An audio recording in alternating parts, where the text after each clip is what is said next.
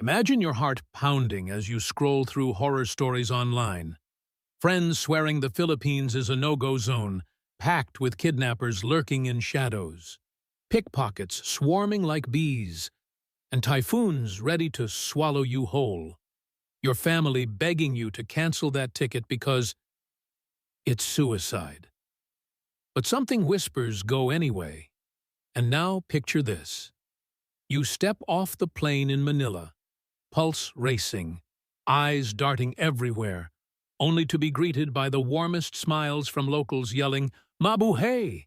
which means welcome in their lingo, handing you a fresh coconut with a straw. And from that second, every warning crumbles like dry sand because the real Philippines hits you like a tropical wave. Stunning, safe, and screaming adventure that hooks you so hard you'll never want to leave. And trust me, by the end of this wild ride through paradise disguised as danger, you'll be booking your own flight, yelling, "They lied! It's the best-kept secret on Earth." Let's dive right in with Sarah, a solo mom from New York who almost bailed after her boss warned, "Philippines? That's Cartel Central, girl. Stay in Disney World." But she powered through, landing in Cebu first because smart travelers skipped the hype and hit the safe gems.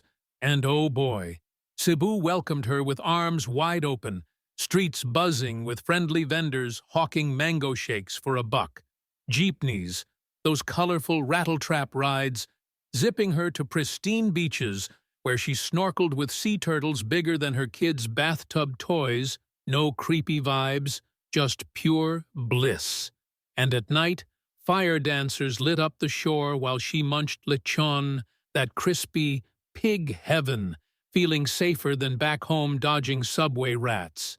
Because, here's the kicker, Numbeo ranks Cebu safer than half of Europe's tourist traps, with cops on every corner chatting like uncles, not barking orders. Sarah's not alone. Meet Jake and Mia, a couple from London terrified by headlines screaming Mindanao massacre myths, but they flew to Davao anyway.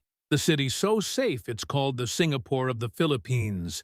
Strict rules keeping streets spotless, no jaywalking allowed, guards with smiles waving hello, and they hiked Mount Apo, the country's highest peak, breathing pine-scented air, spotting eagles soaring, then chilled in People's Park, where families picnic under stars, Mia whispering, "I feel invincible here," because Davao's crime rate, lower than London's tube fights, Global Peace Index just bumped the whole nation up 6 spots to 105th worldwide in 2025, proving the danger tag is faker than a knockoff watch.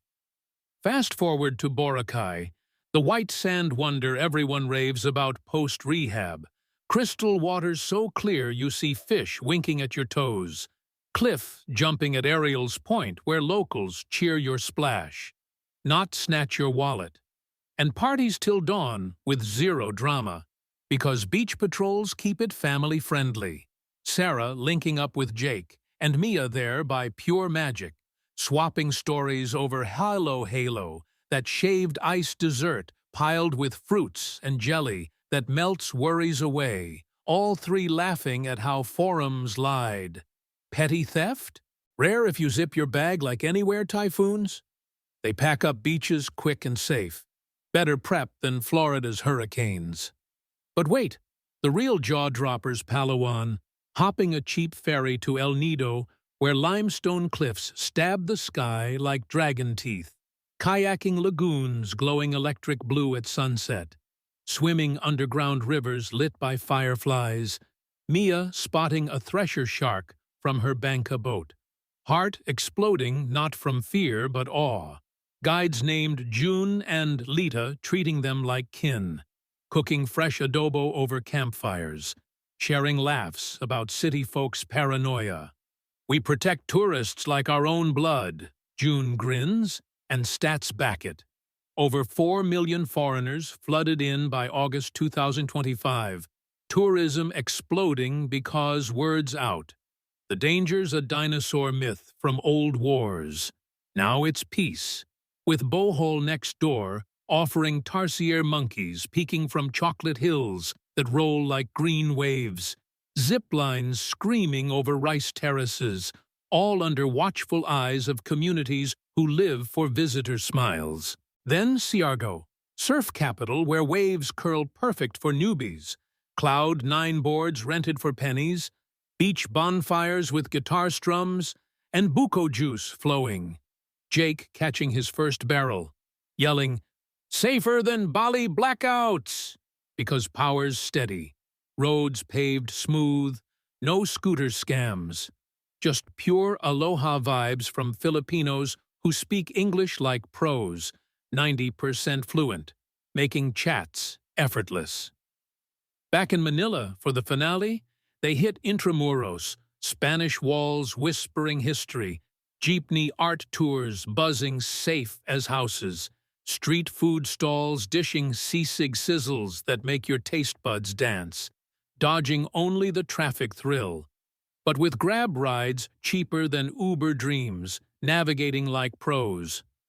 Sarah's kid video called Eyes Huge. "Mommy's in heaven?" And the trio hugged goodbye, promising reunions because the hooks sunk deep. The Philippines isn't dangerous. It's a hug from the gods. Friendlier folks than anywhere. Food that feeds souls, adventures that rewrite fears into forever memories. Cheaper than a weekend in Thailand, yet 7,000 islands of wow, from Batanes rolling hills to Camiguin's volcano dips, all safer than your aunt's warnings. So next time someone says, "Don't go," smirk, book that flight, and live the truth. They said it was deadly, until they went themselves and never shut up about returning. Because once paradise grabs you, the world's warnings fade to jealous whispers, and you're hooked for life, packing your bags already, right?